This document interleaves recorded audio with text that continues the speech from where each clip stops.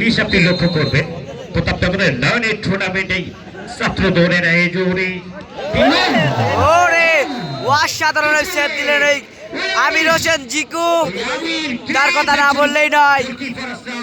চমৎকার গোলকিপিং করে থাকেন। আপনি দেখবেন প্রতাপনগরের হাজার হাজার ইউনাইটেড একাডেমির মাঠে হাজার হাজার দর্শক করতালির মাধ্যমে আমিরকে বরণ করে নিলেন।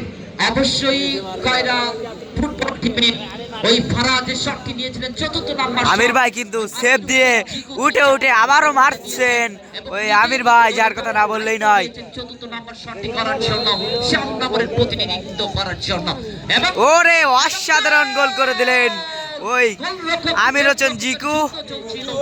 সেখানে জয়ন্ত কিন্তু রুখে দিতে ব্যর্থ হলেন। একটা জিনিস আপনি লক্ষ্য করবেন, দলীয় অধিনায়ক এই আমির যিনি নিজের দায়িত্ব কাঁধে তুলে নিলেন এবং যে দায়িত্বটি তিনি কাঁধে তুলে নিলেন সেটাই গোলফারের ওই মায়াবী জাল আলিঙ্গন করালেন। ওই আমিরকে বলতে হয় একজন অধিনায়ক কাকে বলে, কত বড় কাকে কি বুঝিয়ে দিচ্ছেন আমির নিজেই। পঞ্চম নম্বর শট কয়রা আবুর রহমান অ্যাটাকিং মিডফিল্ড চমৎকার খেলে থাকেন। জিকু দ্বিতীয় শিকার রুখে দেওয়ার জন্য গোল করে দিলেন রহমান।